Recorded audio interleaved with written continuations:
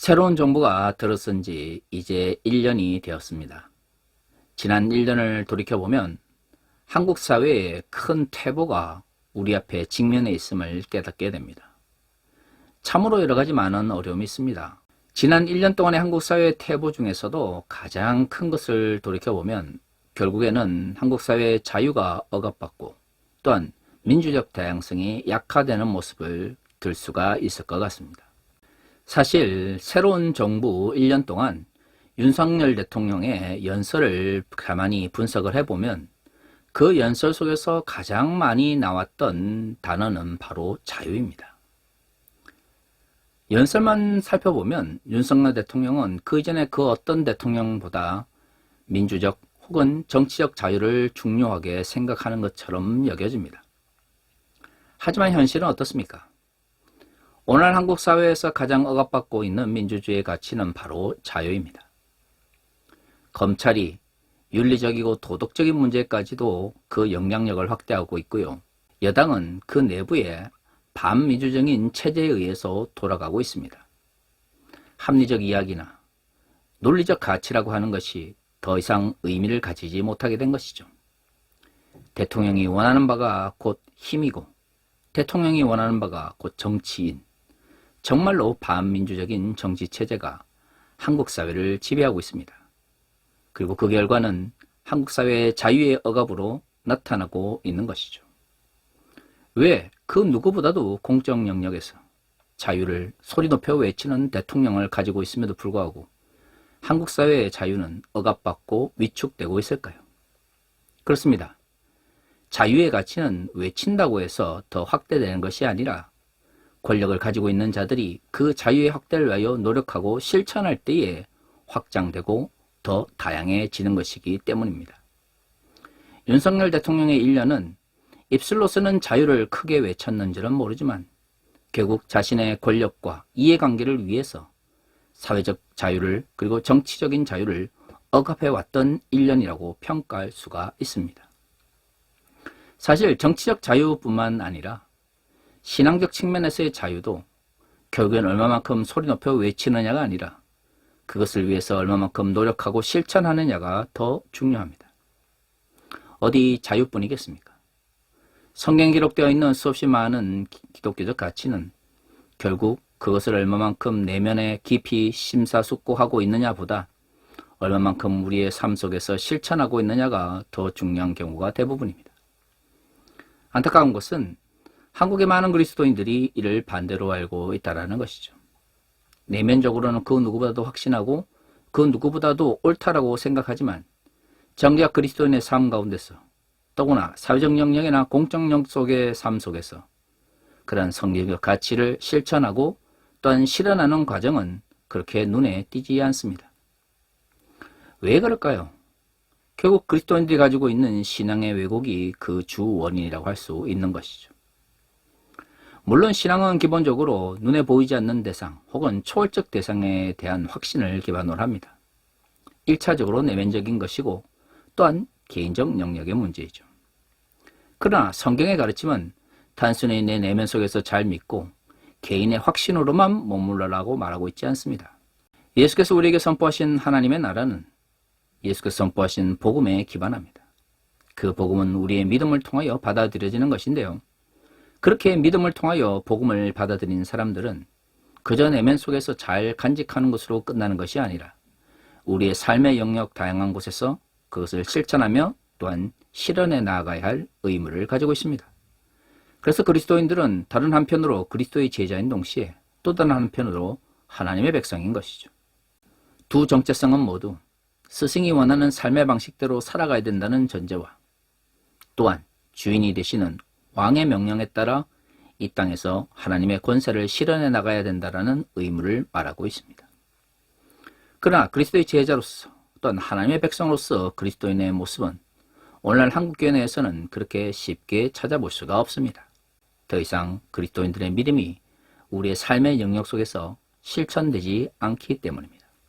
문제는 이러한 현실의 위기감을 느끼고 어떻게 하면 성경의 가치를 우리의 삶 가운데 실현하고 또한 실천하기 위해서 노력할 것인가를 고민하기보다는 그것을 정당화하고 또한 그것이 마치 옳은 것처럼 왜곡하는 목회자들과 그리스도인들이 많다라는 것이죠.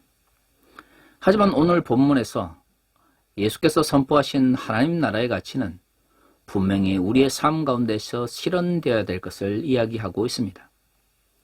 하나님의 뜻을 저버린 상태에서 개인의 이해관계와 혹은 옛 가치를 가지고 살아가는 이들을 에베소서는 옛사람 혹은 어둠 가운데 있는 자들이라고 말하고 있습니다. 이에 반대되는 삶을 살아가는 사람들을 새 사람 그리고 빛 가운데 나오는 이들이라고 말하고 있죠. 우리가 지금까지 살펴본 에베소 4장과 5장은 옛사람과 어둠 가운데 있는 자들 그리고 새 사람과 빛 가운데로 나오는 이들이라고 하는 두 가지 삶의 모습을 강조하고 있습니다.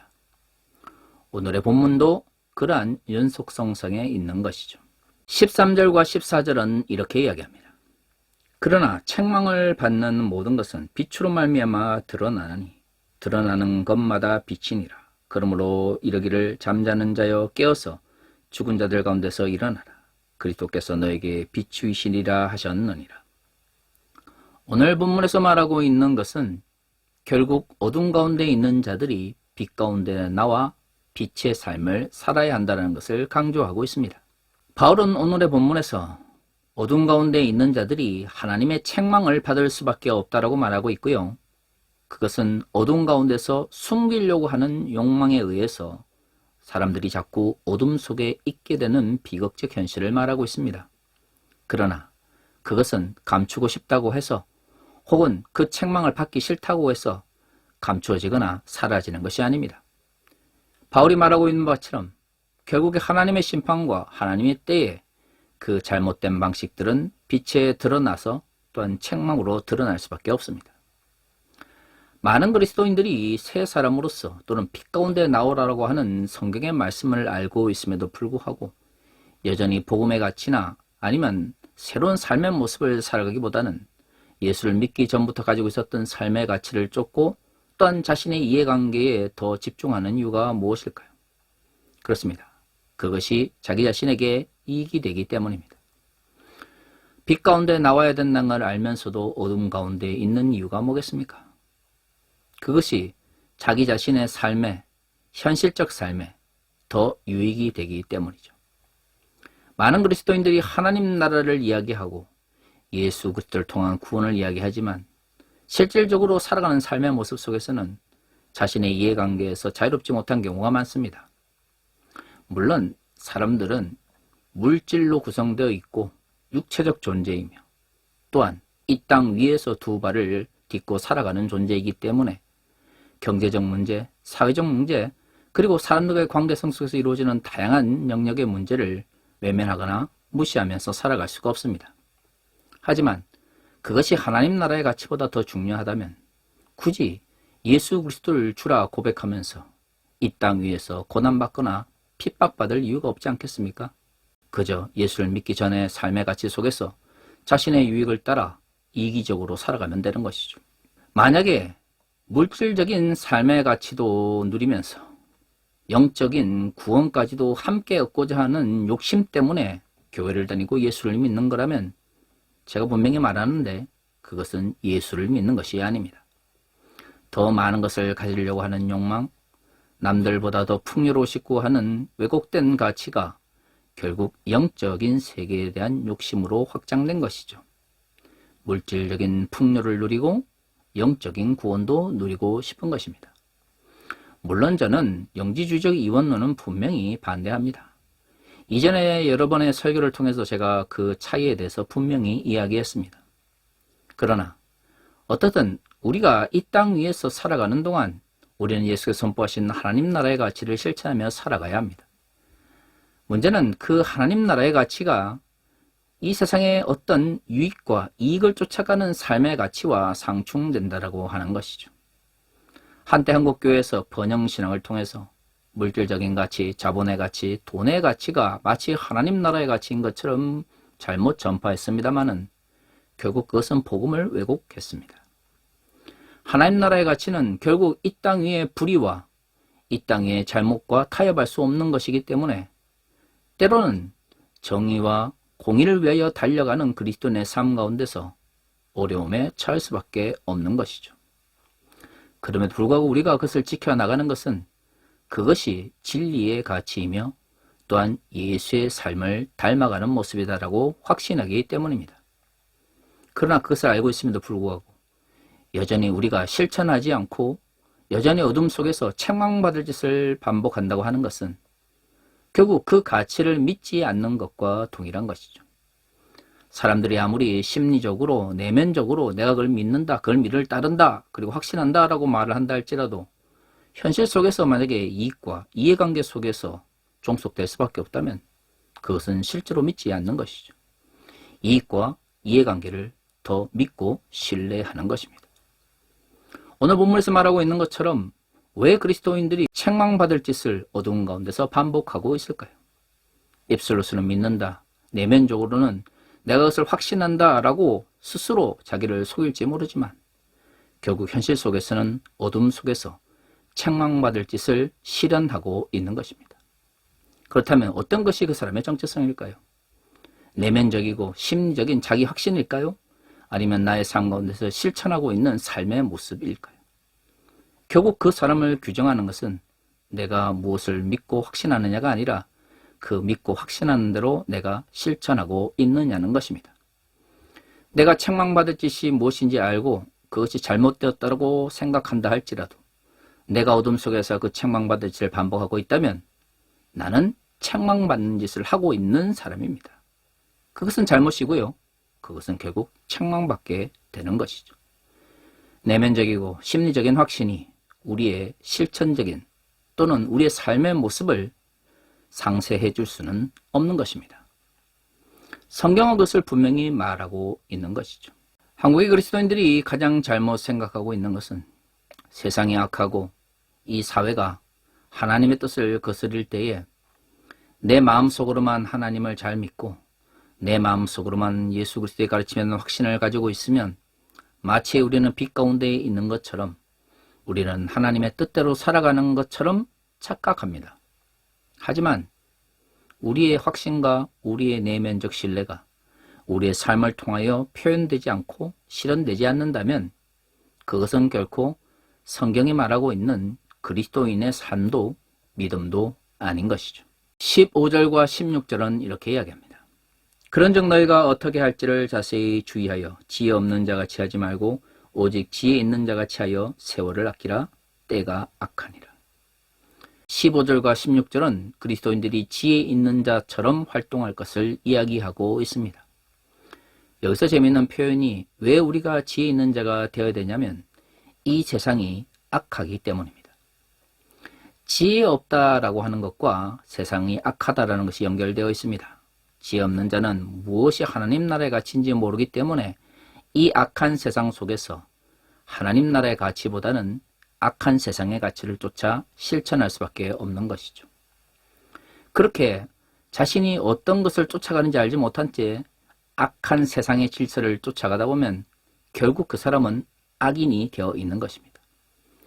우리에게 주어진 제한된 시간 속에서 인간의 유한한 시간 속에서 악한 일을 행하다가 하나님 앞에 간다면 그는 심판에 설 수밖에 없는 것이죠. 지혜 있는 사람들은 세상의 악함을 알고 그 악함에 거스려서 지혜 있는 자로서 하나님 나라의 가치를 실천해 나가는 사람들입니다. 그들은 세상이 유한하며 인간의 생명이 제한적이라는 걸 알기 때문에 더욱더 주어진 시간 속에서 최선을 다하여 하나님 나라의 가치를 실현하기 위해서 노력하는 것이죠. 그래서 오늘 본문 15절과 16절은 지혜 있는 자는 세월을 아껴 이 악한 세상에 맞서지만 그렇지 않은 사람은 세상 속에서 악한 가치를 쫓아간다고 이야기합니다. 정치적 영역에서 정치 지도자들도 무엇을 말하느냐보다 그가 어떤 정치적 실천을 하느냐가 더 중요한 것처럼 신앙의 영역 속에서도 내가 무엇을 믿고 확신하느냐보다 내가 어떤 삶을 살아가고 공적 영역과 사회적 영역 그리고 정치적 영역에서 내가 어떤 실천을 행하고 있느냐가 더 중요하다는 것을 우리는 반드시 명심해야 합니다. 아무리 정치 지도자가 자유를 강조해도 본인 스스로가 자유를 억압하는 정치를 한다면 그는 자유를 소중히 여기는 사람이 아닙니다. 내가 아무리 하나님 나라를 바라보며 하나님에 대한 확신을 가지고 있다 할지라도 어둠 속에서 책망받을 짓을 하면서 지혜 없는 자들처럼 악한 세상의 법칙대로 살아간다면 그는 결국 지혜 없는 악한 사람인 것이죠. 한국교회가 이를 심리화하고 내면화함으로써 그리스도인의 실천적 삶의 문제가 더 이상 윤리적 문제나 도덕적 문제와 연결되지 않도록 단절시켜 버렸습니다. 물론 한편으로는 이해합니다. 과거의 군사독재 시대는 하나님의 공의와 정의를 외치는 것이 곧 자신의 생명을 내어놓을 수밖에 없는 위험한 시대였습니다.